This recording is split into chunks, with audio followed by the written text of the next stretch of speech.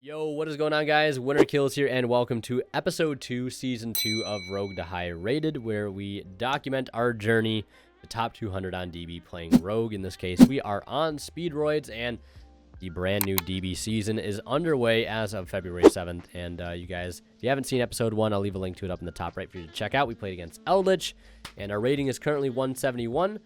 Keep in mind, this is like brand new ladder, and we're playing against I Don't Speak Spanish with 119 rating. Our 171, and we played against Eldlich last time, and I'm just gonna hide this profile picture so it doesn't play like a billion times over the course of this video, even though it is super funny. We're gonna go ahead and we're gonna go ahead and do the rock paper scissors. I was gonna say you activated paper, yeah, I lose die roll here, 43 versus 40 with the Uno sleeves, right? And yeah, we're still on the Eldlich engine, and what are we playing against again? The set tactic. We're playing against Eldlich yet again. This something that like always happens on DB. I don't know if it happens to you guys, but like you play against one deck on DB, like Sky Striker, Dragon Link, Eldlich, whatever it may be, and then you play against that same deck, like literally for the rest of the night that you're on DB. That's like happened to me so many times. It's happened with Sky Striker, it's happened with Eldlich, it's happened with Dragon Link. Like it happens all the time. It's happened with Sword Soul. Like I play so many like games, and then like the whole night just ends up being an Eldlich night or whatever. You guys get what I'm saying, but like, oh my goodness, it happens so much. But this match is really good, and I wanted to show it to you guys for a good reason. So getting into it, opening hands, we have Tekatomborg, Wheel, Recovery, Wandering Griffin Rider, and Dendendaiko Duke to their Skill Drain, Hakero, Torrential Tribute, Elixir, and Pot of Extravagance. So my opening hand is stellar, going first or second. His opening hand is really good. He'll go ahead and banish 6 and draws into a skill drain and a lord. Like, what else could you ask for? How about, instead of one skill drain, how about have another? Gonna activate lord here, and then he's gonna go ahead and set 5, setting double skill drain here. Yeah, like, and has full Eldlich engine. That's a tall order to beat. So I go ahead and spec Wandering Griffin Rider here, and I make a complete mental slip up right now. I normal the dice, and I was like, you know what, I'll normal the dice to make Kite Drake to blow up his back row. But what is revealed right now? Lord of the Heavenly Prison. So that would have done anything. But joke's on my opponent. Feels threatened enough to go ahead and Torrential Tribute anyways. So, well, that would have gone for Baron, but I would have gone for Kite Drake. Probably wasn't going to get there in the first place. So, now at this point, I'm like, okay, what do I do from now? I have a couple options. I can activate Wheel, Pitching Duke. What we get, I can recover the dice. Spec Tekatomborg. Yeah, I mean, that's pretty much all I can do, really. And I'm just going to hope I don't roll a 1. So I'm saying, please, Jesus, take the wheel. It's about to get wheel. Don't roll a 1. And what do I roll here? Is it Super Stellar? It's a 6. I'm crazy. I think I rolled a 6 the last game.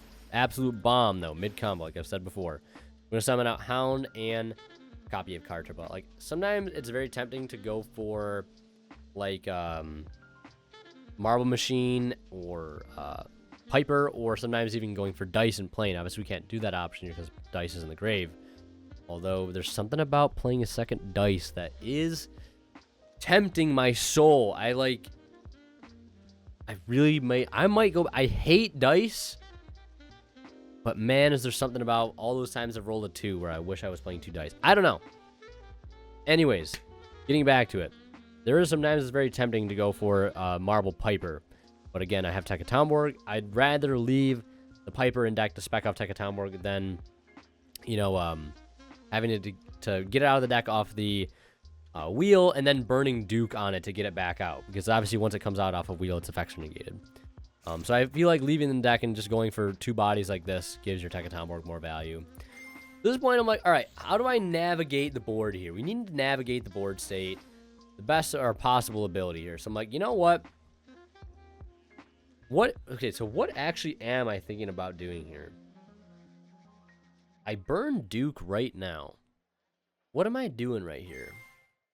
Because I feel like part of me would have just wanted to go straight for Rubber Band Shooter. But I think I was probably going to go for some kind of Cork Shooter play here. I wish I could see my extra deck. It's so annoying that I can't see my own extra deck in a replay. But I guess it's better for, you know, wide geoscope things that you can't see people's entire extra deck. Yeah, I don't know. I guess this is just maybe to force out more back row. It just really sucks because, like, Crystal Wing doesn't do anything against this deck.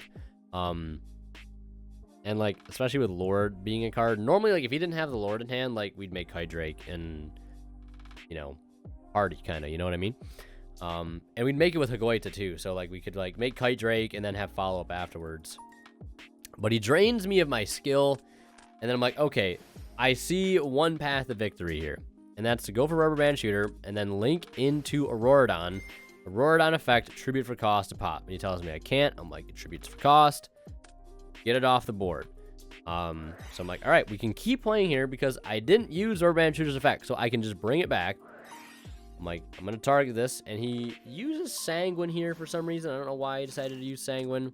Because if he was going to chain, like, another... Like, if he was going to chain Hikaru, like, he just missed the opportunity to. Because he could have definitely just Hikaru'd my, recovery target. And he didn't do that.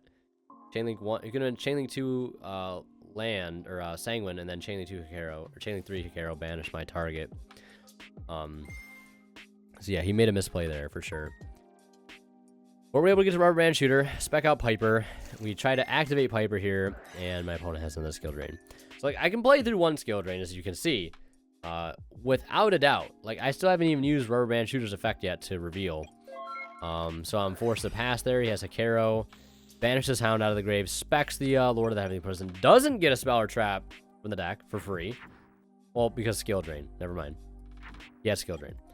That's why he doesn't. Then he goes battle phase, attacks over everything. And yeah, he has Eldlich Engine at this point. Really hard pressed to come back right now. And you could even see, like, where possibly, like, and I'm trying to, like, in the process, like, over these next couple of videos, I'm trying to convince myself to play Wind Pegasus at Ignister. Because, like, it can just out things like this. Even if it's for a turn, right? Like, it's so good. Because I definitely could have tried to make it there. But, like, he had the skill drain regardless. I'm just trying to think. I'm thinking out loud here. Because, like, I had Duke bring out the dice. He skill drains there. I could still make Juju. Or just make Charge Warrior. Then Synchro 7 into Wind Pegasus. Then I'd have to, like, recovery back something else. And then make Rubber Band Shooter. Well, you see, the Auroradon, I'd have like to have some way to, like, link off the Pegasus with into Auroradon, and then, like, when he went battle phase there to out everything, I guess then I balance it, but then he just resets it next turn. So I guess it really doesn't help me out. Neither does drawing Nibiru there.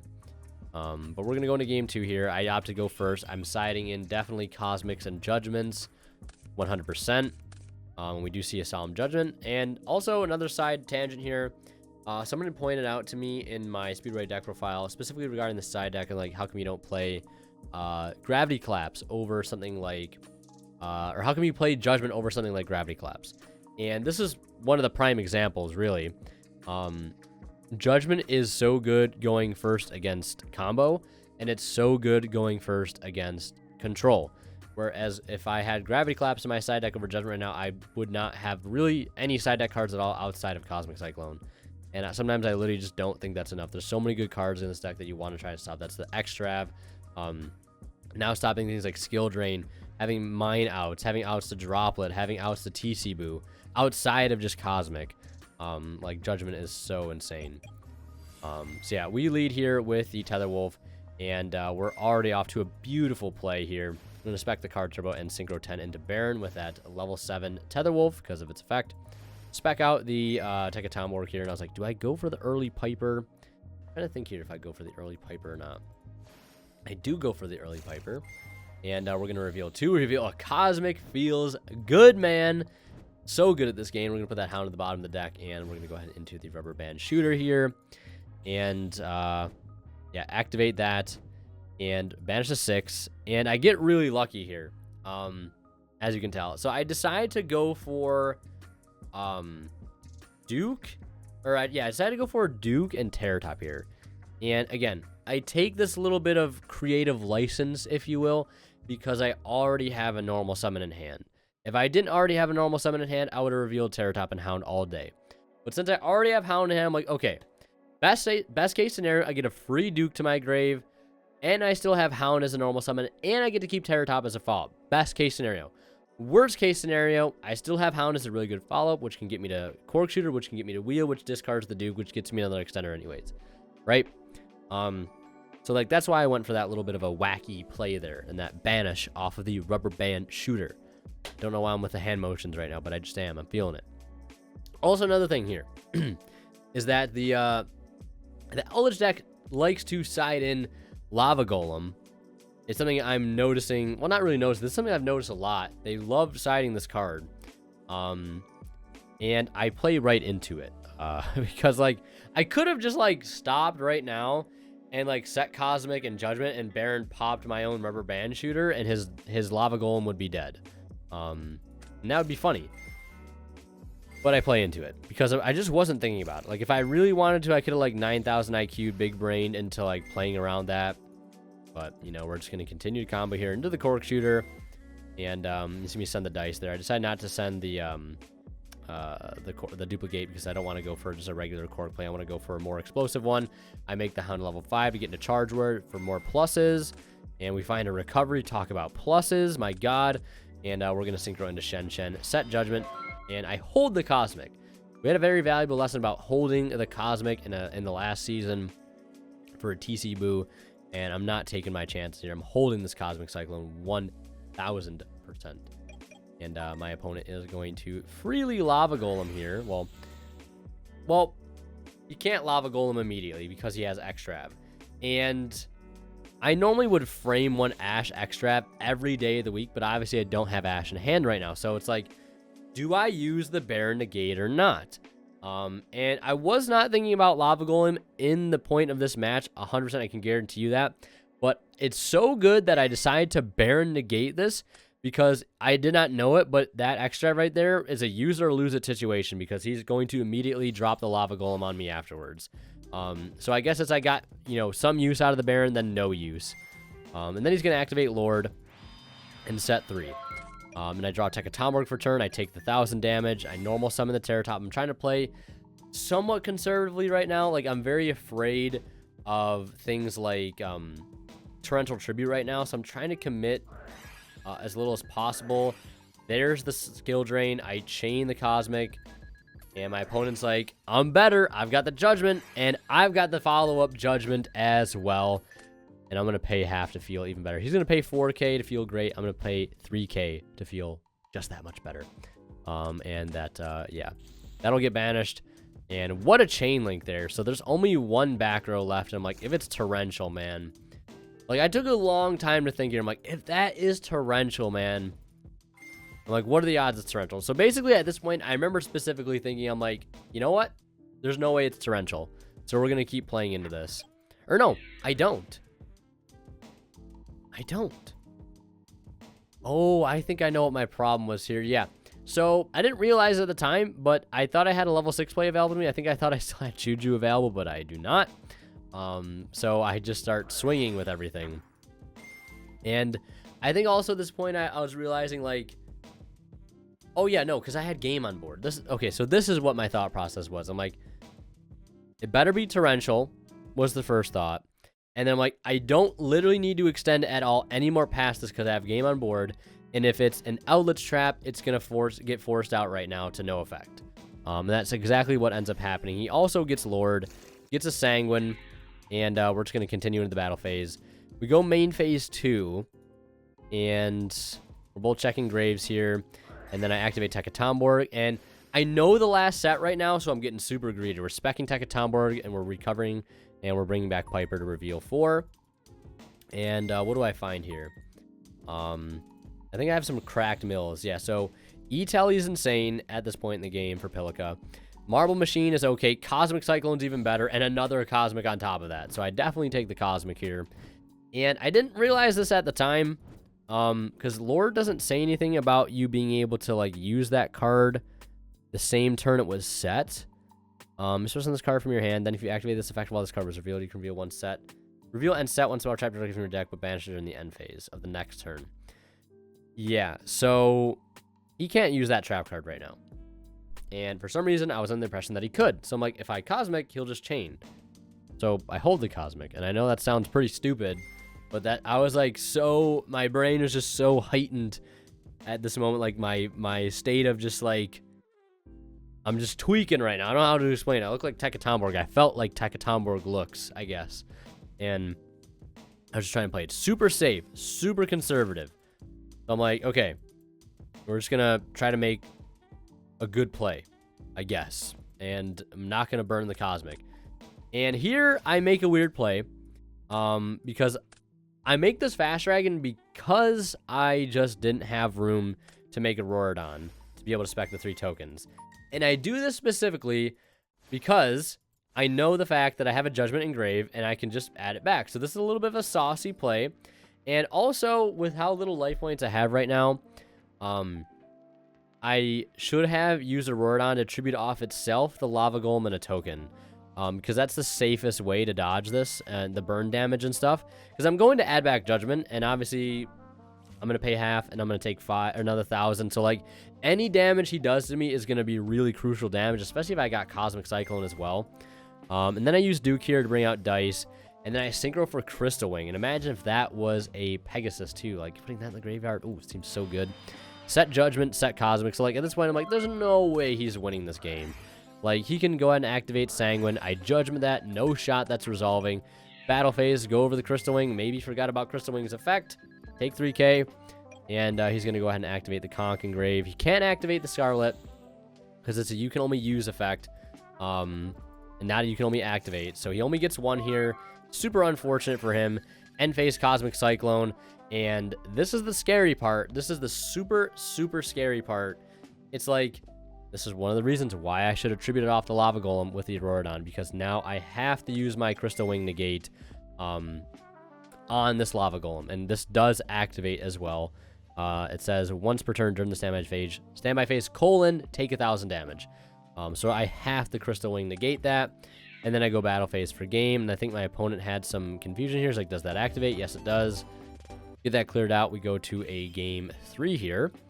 And my opponent decides to go first, as you would expect. Opening hands, we have Punishment, Gravedigger's Trap Hole, TT, Conch, and Judgment to our Ash, Card Turbo, Terror Top, Pilica, and Nian. So, yeah, we space the deck out for lack of, to decrease the chance of drawing bricks. And we still draw both of them, but we still see Terror Top, so I guess it works out in our favor. My opponent is going to, of course, set 5. I draw a copy of Wheel, and I'm feeling like we're in there. It's going to get very Wheel. So we're going to normal summon or special summon the special summon the Terror Top. I'm a mess today. I apologize. We're going to add the Marble Machine here. Normal Marble Machine. And we're going to go ahead and add Tekka Tomborg. And I think at this point I'm going for Kite Drake. Because I know I definitely can. There's no Lord. I don't have to worry about the Lord protecting his back row, and he's going to burn the Torrential. So I'm like, okay, we can keep going here. We're going to activate Wheel, pitching Nian. He's going to think, no response. What do I roll? How good am I at this game? I roll another 6. And we summon out a Hound and a Duke. And here I'm thinking if Nian, not clicking next play, there we go. Think of Nian. And yeah, because he activates Punishment. And I think I'd say, yeah, do I use Nian here? No, I don't.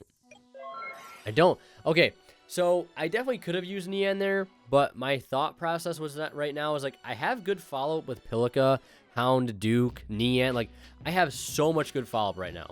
He's top decking. Do I really need to keep extending is what I'm asking myself and playing into his back row even more? But I tell myself, no, I don't. I'm just going to pass because there's no way in hell he's OTKing me right now unless he has, like, unless he top decks Extrap into, like, the best 2 cards he could possibly draw in his deck.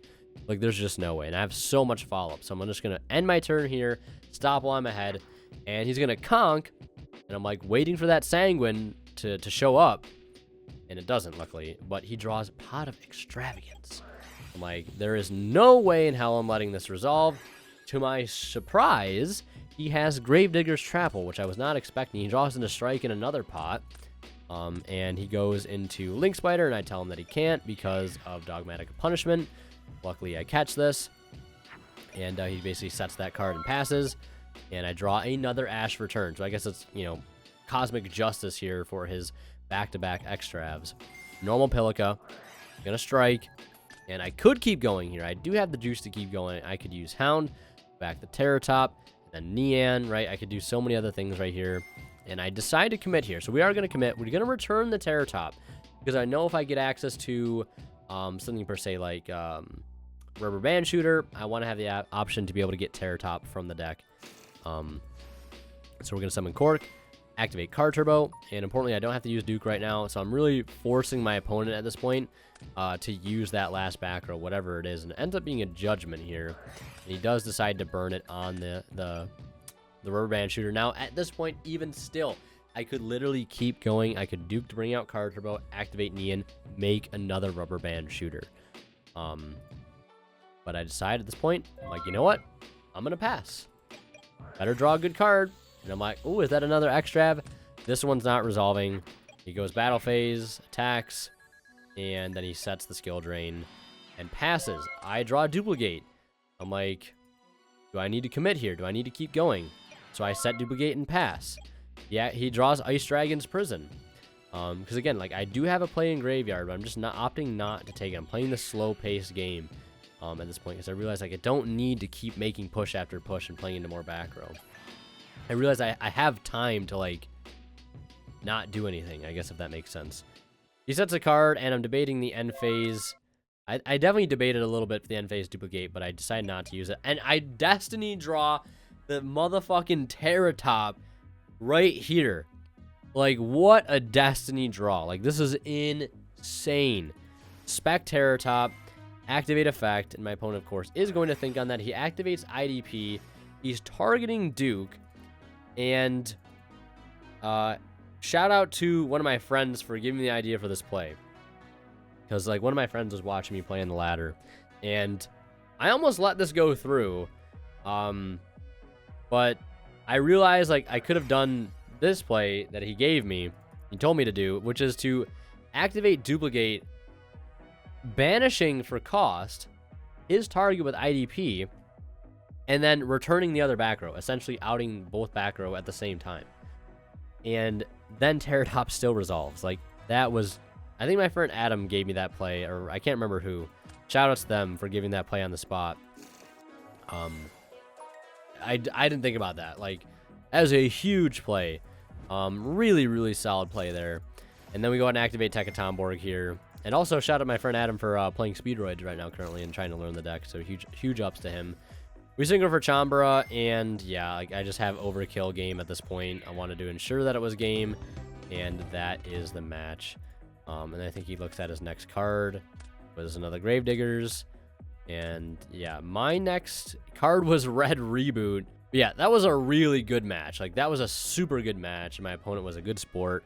Unlike the last Eldlich player I played against. But yeah, that's going to do it for this episode of Rogue to High Rated. Thank you guys for watching. If you want to see more of my content, click on one of the videos popping up on the bottom of the screen right now. As always, WinterKill signing out. We'll see you guys in the next one. And like always, a huge shout out goes to our Divine Level channel members, and they are Tweeter0226, Pony Start, Cadillacs84, Keith Sidgers, and Black Ninja Money. Thank you guys so much for your extremely generous support of this channel.